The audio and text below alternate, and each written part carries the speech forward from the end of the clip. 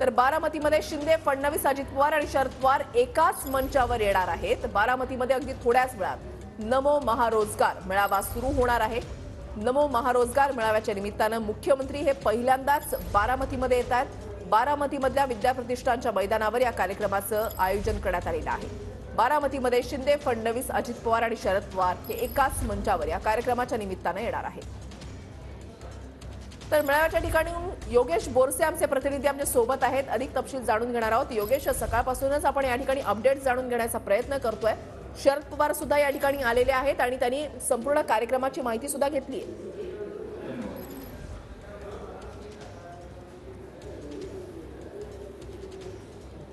वृषाली, निश्चितच काही वेळापूर्वी शरद पवार कार्यक्रमस्थळी आले होते, मात्र त्यानंतर पुन्हा ते विद्या प्रतिष्ठानच्या मुख्य कार्यालयाकडे गेलेले आहेत। या ठिकाणी शरद पवार आले, त्यांनी या संपूर्ण कार्यक्रमाची माहिती जिल्हाधिकारी सुहास दिवसे यांच्याकडून घेतलेली आहे। नेमकं या कार्यक्रमामध्ये किती कंपन्या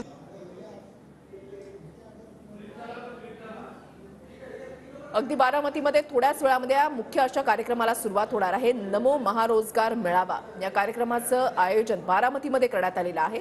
बारामती हा शरद पवार यांचा बालेकिल्ला, त्यांना सुद्धा या कार्यक्रमासाठी आमंत्रित करण्यात आलेलं आहे आणि शरदचंद्र पवार हे काही वेळापूर्वीच या ठिकाणी आलेले होते। कोणकोणत्या कंपन्या या महारोजगार मेळाव्याच्या निमित्तानं या ठिकाणी आलेल्या आहेत त्याची माहिती त्यांच्याकडून घेण्यात आली।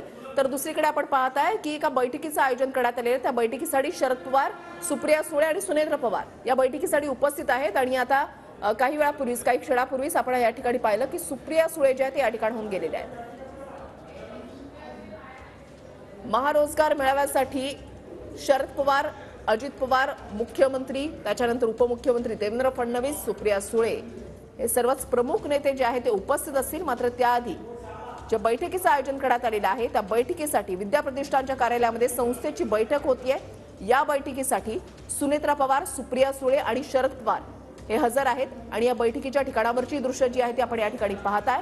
या बैठकीला पोहोचण्यापूर्वी शरद पवार हे कार्यक्रमाच्या ठिकाणी गेलेले होते आणि कोणकोणत्या कंपन्या या महारोजगार मेळाव्याच्या निमित्तानं एकत्र आलेल्या आहेत त्याची माहिती जी आहे ती शरद पवार यांच्याकडून घेण्यात आलेली होती। मुख्यमंत्री एकनाथ शिंदे यांचा हा पहिलाच बारामतीचा दौरा आहे। मोठ्या प्रमाणात शक्ती प्रदर्शन जे आहे ते महायुतीकडून केलं जातंय। तर मुख्यमंत्री एकनाथ शिंदे यांच्यासाठी रेड कार्पेट या ठिकाणी टाकण्यात आलेलं आहे। कार्यक्रम स्थळाच्या ठिकाणी काही वेळातच आता मुख्यमंत्री एकनाथ शिंदे हे सुद्धा पोहोचतील। ज्या ठिकाणी बैठक होतीये, विद्या प्रतिष्ठानच्या संस्थेची जी बैठक होतीये त्या बैठकीसाठी त्या ठिकाणची दृश्य आपण एकीकडे पाहताय तर दुसरीकडे कशा पद्धतीनं तयारी जी आहे ते या महारोजगार मेळाव्याच्या निमित्तानं करण्यात आलेली आहे। मुख्यमंत्री एकनाथ शिंदे यांच्यासाठी रेड कार्पेट टाकण्यात आलेले आहे, तीही दृश्य आपण पाहताय। तरी दोन दृश्य आपण या ठिकाणी पाहताय। सागर सुरवसे आमचे प्रतिनिधी आता आमच्या सोबत जोडले गेलेले आहेत। अधिक माहिती त्यांच्याकडून जाणून घेणार आहोत। थेट जाऊया सागर यांच्याकडे। सागर, वृषाली, आपण पाहिलं की खरं तर काही अर्ध्या तासापासून साधारणपणे शरद पवार असतील, सुप्रिया सुळे आणि त्यांच्याबरोबरच सुनेत्रा पवार ज्या आहेत त्या या मीटिंग रूममध्ये बसलेल्या आहेत। त्यांची बैठक जी आहे ती गेल्या अर्धा ते पाऊण तासापासून सुरू आहे आणि खरं तर आपण पाहतोय की एकीकडे राजकीय चर्चांना उधाण आलेलं आहे की सुप्रिया सुळे विरुद्ध सुनेत्रा पवार असा सामना जो आहे तो रंगणार असल्याचं पाहायला मिळतंय। मात्र दुसरीकडे विद्या प्रतिष्ठान ही खरं तर पवार कुटुंबाची शिक्षण संस्था आहे आणि या संस्थेच्या बैठकीच्या निमित्ताने का होईना हे सर्व कुटुंबीय जे आहेत ते एकत्र आल्याचं आपल्याला पाहायला मिळतं। यामध्ये विशेषतः सुप्रिया सुळे आणि सुनेत्रा पवार यांच्यामध्ये लढत होणार असल्याच्या चर्चा सातत्याने होत आहेत आणि त्याच पार्श्वभूमीवरती त्या दोघेही आता या बैठकीसाठी उपस्थित आहेत आणि खुद्द शरद पवार जे संस्थेचे अध्यक्ष आहेत ते देखील या बैठकीसाठी उपस्थित असलेले आपल्याला पाहायला मिळतात। त्यामुळे एकंदरीतच राजकीय चर्चा ज्या आहेत त्याला मोठा उधाण आलेलं देखील आपल्याला पाहायला मिळतोय। कारण खरं तर अजित पवार हे पवार कुटुंबातून वेगळे होऊन ते राष्ट्रवादी काँग्रेसचे अध्यक्ष झालेले आहेत, तर शरद पवारांकडून त्यांचा पक्ष जो आहे तो गेलेला आहे। त्यामुळे एकंदरीत मतभेद जे आहे ते गेल्या अनेक दिवसांपासून पाहायला मिळत होते आणि त्यात आता हे एकत्र आल्यामुळे मोठ्या राजकीय चर्चांना जे आहे ते उधाण आल्याचं आपल्याला पाहायला मिळतंय।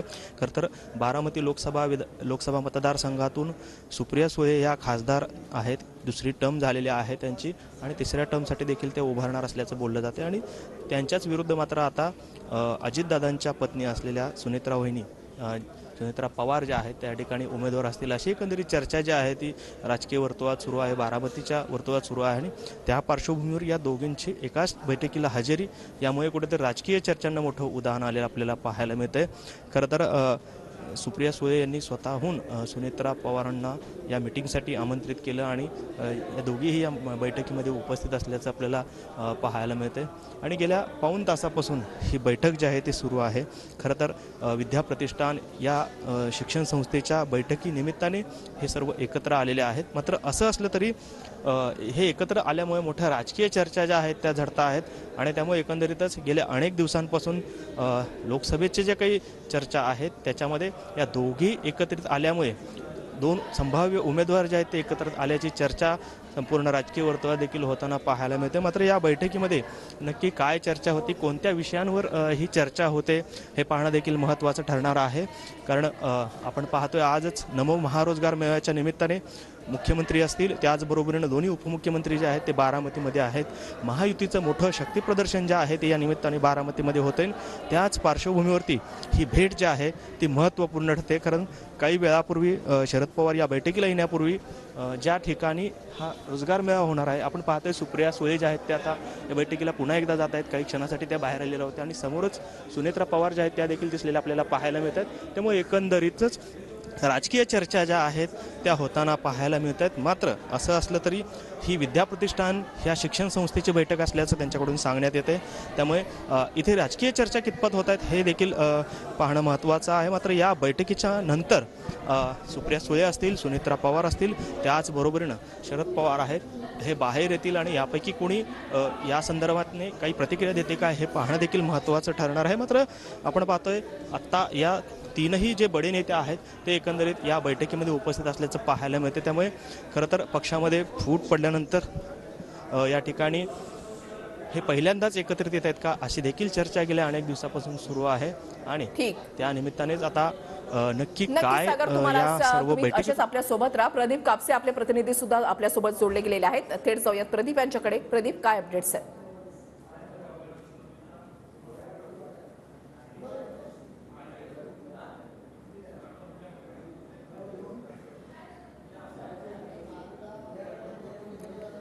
प्रदीप, माझा आवाज तुमच्यापर्यंत पोहोचतोय?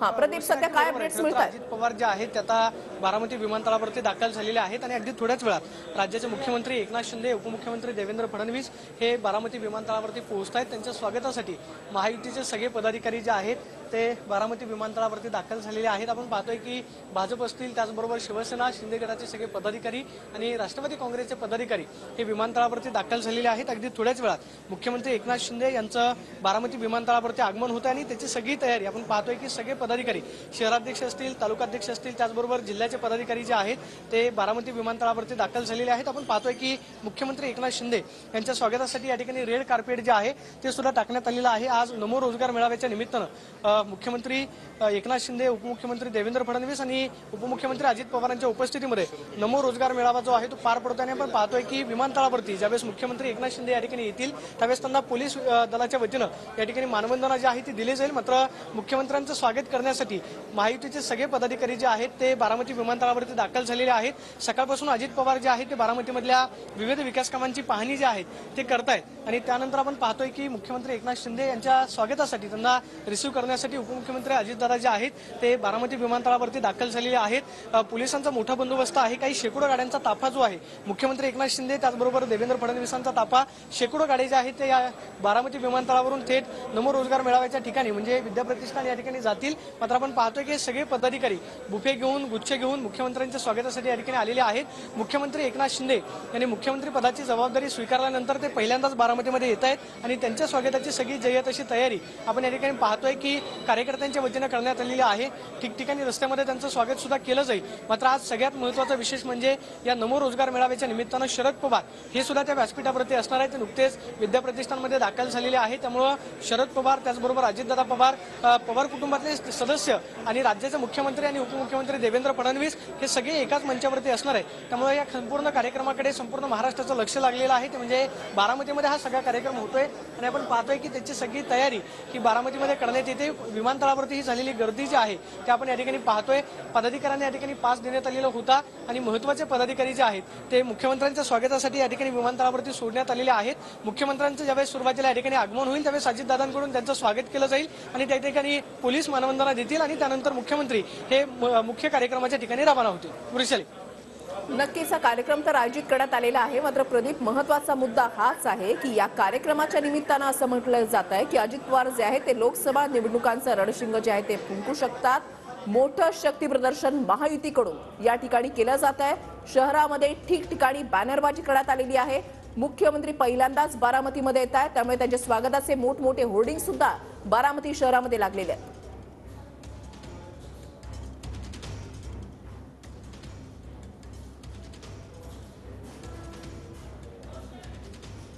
आचारसंहिता जी आहे ते लागू शकते.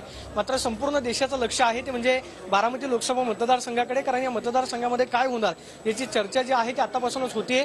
काल आपल्याला माहिती आहे की TV9 मराठीच्या कॉन्क्लेव्हमध्ये सुनील तटकरे यांनी माहिती दिली होती की बारामतीमध्ये महायुतीची जागा जर राष्ट्रवादी काँग्रेसकडे आली तर सुनेत्रा पवार हे आमचे उमेदवार असतील. त्यामुळे बारामतीमध्ये सुनेत्रा पवार विरुद्ध सुप्रिया सुळे ही लढत जी आहे ती थेट लढत होणार हे आता स्पष्ट झालेलं आहे. मात्र आजच्या कार्यक्रमाच्या निमित्तानं खरं तर महायुतीच्या प्रचाराचा शुभारंभ होतो का हे पाहणं महत्त्वाचं असणार आहे. कारण राज्याचे मुख्यमंत्री व्यासपीठावरती असतील, त्याचबरोबर उपमुख्यमंत्री देवेंद्र फडणवीस हे सुद्धा व्यासपीठावरती असणार आहे. आणि आजच्या खरं तर कार्यक्रमामध्ये लोकसभेसंदर्भात अजितदादा काय बोलतात का, कारण शरद पवार आज व्यासपीठावरती असणार आहेत. त्यामुळे आजच्या खरं तर या संपूर्ण भाषणाकडे सर्वांचंच लक्ष असेल. मात्र आगामी लोकसभा निवडणुकीच्या दृष्टीनं खरं तर बारामती लोकसभा मतदारसंघ जो आहे तो अतिशय महत्त्वाचा असणार आहे. कारण यंदा अनपेक्षित असं काहीतरी बारामतीकरांसमोर घडलंय आणि त्यामुळे खरं तर यंदाच्या निवडणुकीमध्ये बारामतीमध्ये नेमकं काय होतं याची खरं तर प्रतीक्षा जी आहे ती सगळ्यांनाच असेल. नक्कीच प्रदीप, तुम्हाला काही वेळासाठी थांबवतो. ही दोन दृश्य आपण पाहत आहे. एकीकडे मुख्यमंत्र्यांच्या स्वागतासाठी सर्व कार्यकर्ते जे आहेत जमलेले आहेत. अजित पवार जे आहेत ते कार्यक्रमस्थळी पोहोचलेले आहेत आणि आज सकाळपासूनच त्यांच्याकडून विविध विकास कामांचा आढावा जो आहे तो घेतला जातोय. दुसरीकडे विद्या प्रतिष्ठानच्या संस्थेची जी बैठक होती त्या बैठकीसाठी सुप्रिया सुळे, सुनेत्रा पवार आणि शरद पवार हे तिघही या बैठकीसाठी उपस्थित आहेत. तर ही दोन दृश्य आपण पाहत आहे. बारामती विमानतळावर अजित पवार जे ते दाखल झालेले आहेत आणि शरद पवार, सुप्रिया सुळे आणि सुनेत्रा पवार हे आता एकत्र दिसत आहेत. बैठकीचं निमित्त आहे आणि या बैठकीच्या निमित्तानं हे तिघही एकत्र आल्याचं आपण या ठिकाणी पाहतोय. कदाचित अजित पवार हे शरद पवार यांच्यापासून दुरावल्यानंतर, कुटुंबामध्ये एक प्रकारे दुरावा निर्माण झाल्यानंतर सुनेत्रा पवार आणि सुप्रिया सुळे या बैठकीच्या निमित्तानं कदाचित पहिल्यांदाच एकत्र येत असतील. मात्र बारामती या लोकसभा मतदारसंघावर संपूर्ण देशाचं लक्ष लागून राहिलेलं आहे. कारण या ठिकाणी पवार कुटुंबामधलेच सुप्रिया सुळे, सुनेत्रा पवार या एकमेकांच्या विरोधात उभ्या ठाकू शकतात. अजित पवार गटाकडून सुनेत्रा पवार यांना उमेदवारीचे संकेत मिळत आहेत. तर एकीकडे आपण पाहतोय की शरदचंद्र पवार या गटाकडून सुप्रिया सुळे यांना या ठिकाणी तिकीट मिळू शकतं. त्याच्यामुळे ही लढत जी आहे ती अत्यंत महत्त्वाची आहे. सागर सुरवसे आमचे प्रतिनिधी आमच्या सोबत आहेत. पुन्हा एकदा त्यांच्याकडे जाणार आहोत. सागर, जर आपण पाहिलं तर या बैठकीमध्ये नेमकं काय चाललेलं आहे याच्या संदर्भातले तपशील मिळू शकलेले आहेत का? सुनेत्रा पवार आणि सुप्रिया सुळे पहिल्यांदाच या बैठकीच्या निमित्तानं एकत्र येत आहेत का अजित पवार, शरद पवार यांच्यापासून दुरावल्यानंतर?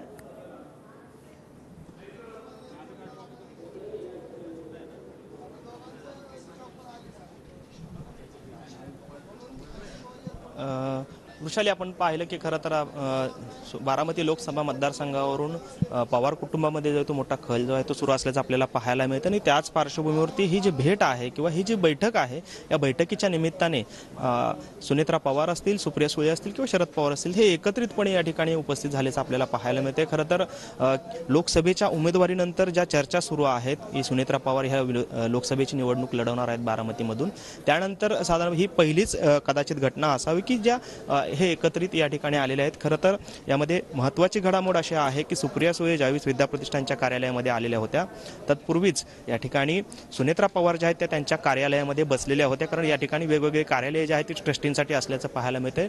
आणि त्या कार्यालयामध्ये बसल्यानंतर सुप्रिया सुळे स्वतः जाऊन सुनेत्रा पवारांकडे गेल्या आणि त्यांनी या बैठकीसाठी त्यांना सोबत घेऊन त्या या ठिकाणी या बैठकीसाठी उपस्थित राहिलेले आहेत. त्यामुळे सुप्रिया सुळे गेल्या अनेक दिवसांपासून सातत्याने असं बोलता आहेत की आमचे मतभेद नाहीयेत. तर त्यामुळे नक्कीच अनेक चर्चा ज्या त्या सुरू झालेल्या आहेत. धन्यवाद सागर दिलेल्या सविस्तर माहितीसाठी. अपडेट सातत्याने तुमच्याकडून जाणून घेणार.